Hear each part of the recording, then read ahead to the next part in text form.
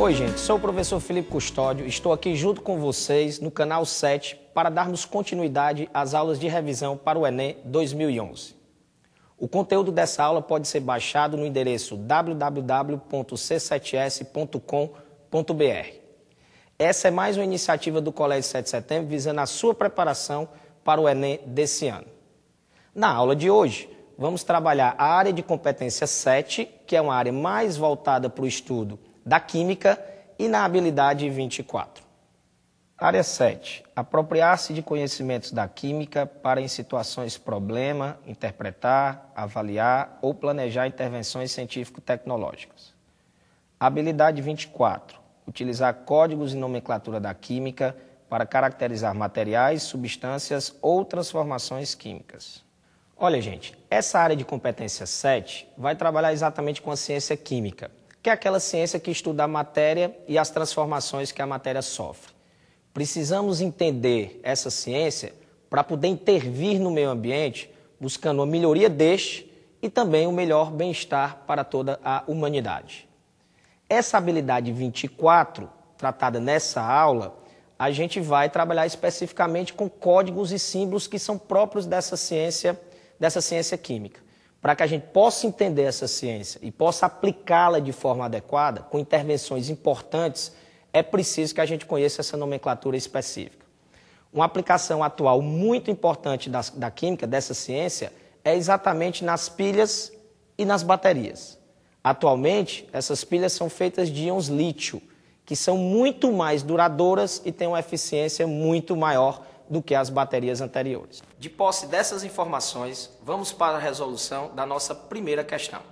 O processo de industrialização tem gerado sérios problemas de ordem ambiental, econômica e social, entre os quais se pode citar a chuva ácida. Os ácidos usualmente presentes em maiores proporções na água da chuva são H2CO3, formado pela reação do CO2 atmosférico com a água, o HNO3, o HNO2, o H2SO4 e o H2SO3.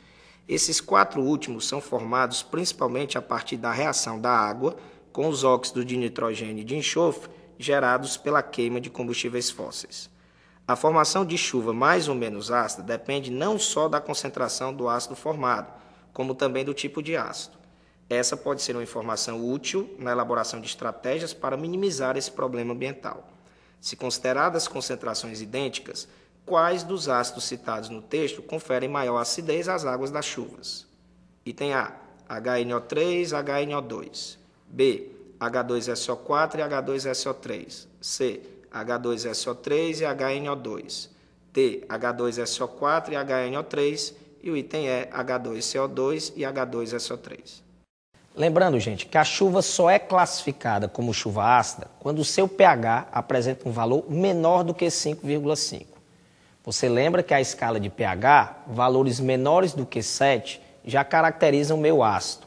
Entretanto, para a chuva ser classificada como uma chuva ácida, o seu pH obrigatoriamente tem que estar abaixo de 5,5. Quem é que vai provocar esse pH abaixo de 5,5? Ácidos fortes. Bom, como é que vai então ser formada essa chuva ácida? Como o próprio texto do enunciado da questão vem indicando, essa chuva ácida é formada por óxidos de nitrogênio e enxofre em contato com a água na atmosfera. E como é que são liberados esses óxidos? Como é que são formados esses óxidos de nitrogênio e enxofre? Eles são formados principalmente a partir da queima de combustíveis fósseis. A queima do combustível fóssil que tem enxofre forma SO2. O SO2 reage com o oxigênio atmosférico formando o SO3. E esse SO3 vai reagir com a água da chuva formando H2SO4, que por ser um ácido forte, acaba diminuindo bastante o pH da água. Também na queima dos combustíveis fósseis, a gente tem a formação de NO. Esse NO vai para a atmosfera, reage com o oxigênio formando o NO2, e o NO2, ao reagir com a água da chuva, acaba formando HNO2 e HNO3 na reação que você está observando. O HNO3, por também ser um ácido forte, acaba diminuindo também o valor do pH da água para valores menores do que 5,5. Portanto, a resposta da primeira questão é o item D.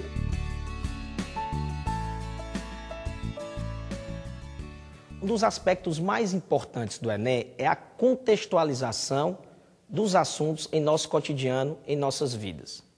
Daí não podemos deixar de falar sobre as consequências da chuva ácida no meio ambiente. A primeira delas é a devastação da vegetação, como observamos na figura ao lado. A segunda consequência é a diminuição do pH das águas de rios, mares e lagos. Isso prejudica muito os ecossistemas aquáticos e acaba provocando a morte de vários seres presentes nesses sistemas, entre os quais os peixes. A terceira consequência é a danificação de esculturas, que são feitas principalmente de carbonato de cálcio. Tanto o ácido sulfúrico, H2SO4, quanto o HNO3, que é o ácido nítrico, ambos acabam provocando desgaste dessas estruturas, como observado na figura. Daí a necessidade de a gente tentar minimizar essa chuva ácida. Uma alternativa muito importante e muito boa é a substituição dos combustíveis fósseis por combustíveis que sejam renováveis e que não apresentam enxofre nem nitrogênio em suas composições. Alguns exemplos: o etanol e o biodiesel, ambos biocombustíveis, que são renováveis e nas suas queimas acabam não liberando óxidos de nitrogênio e de enxofre, além de outras fontes alternativas de energia, como a energia eólica, a energia das marés, a energia solar e a grande aposta de combustível para o futuro, que é o gás hidrogênio. Se essa substituição ocorrer, com certeza vamos ter menos impactos ambientais provocados pela chuva ácida. Assim, com essa contextualização, nós encerramos a resolução da primeira questão. Lembrando a você que você pode baixar o conteúdo dessa aula em www.c7s.com.br. Vamos então para a resolução da segunda questão. A curcumina, substância encontrada no pó amarelo-alaranjado extraído da raiz da curcuma ou açafrão da Índia, curcuma longa, aparentemente pode ajudar a combater vários tipos de câncer, o mal de Parkinson e o de Alzheimer, e até mesmo retardar o envelhecimento. Usada há 4 milênios por algumas culturas orientais, apenas nos últimos anos passou a ser investigada pela ciência ocidental. Na estrutura da curcumina, identificam-se grupos característicos das funções: A. Éter e álcool. B. Éter e fenol. C. Éster e fenol. D. Aldeído e enol. Item E. Aldeído e éster. Gente, a questão que nós acabamos de ler trata da curcumina. E é necessário que dentro dessa visão do Enem, a gente faça uma contextualização dessa substância. Ela é extraída a partir de uma planta, o açafrão da Índia, e é muito utilizada como tempero pelos indianos. Também pode ser utilizado como corante amarelo em alimentos. Vale ressaltar que o alto consumo dessa substância pelos indianos faz com que os índices de câncer de próstata nos homens e de colo de útero nas mulheres seja baixíssimo nesse país. Também é importante que a gente fale que há estudos que indicam que a curcumina diminui o colesterol, também é usado no tratamento do mal de Parkinson e também no tratamento de Alzheimer. Portanto, há muitos aspectos medicinais importantes relacionados com essa substância. Agora, vamos dar uma olhadinha bem de perto na estrutura da substância curcumina e identificar os grupos funcionais presentes nela. Observe que, na extremidade esquerda da estrutura, observamos um oxigênio entre carbonos. Exatamente esse oxigênio que está ligado diretamente ao anel benzênico. Oxigênio entre carbonos caracteriza grupo funcional de éter. Também temos um grupo funcional de éter lá na extremidade direita, da mesma forma, oxigênio entre carbonos. Ainda olhando para as extremidades da estrutura, vamos observar uma hidroxila ligada diretamente ao anel benzênico. Hidroxila ligada diretamente ao anel benzênico caracteriza grupo funcional de fenol. Temos, portanto, um grupo funcional de fenol na extremidade esquerda e um grupo funcional de fenol na extremidade direita. Olhando agora para o centro da estrutura, observamos uma carbonila entre carbonos, ou seja, C-O entre carbonos. Isso caracteriza grupo funcional de cetona. E fique atento, porque também temos uma hidroxila no centro da estrutura.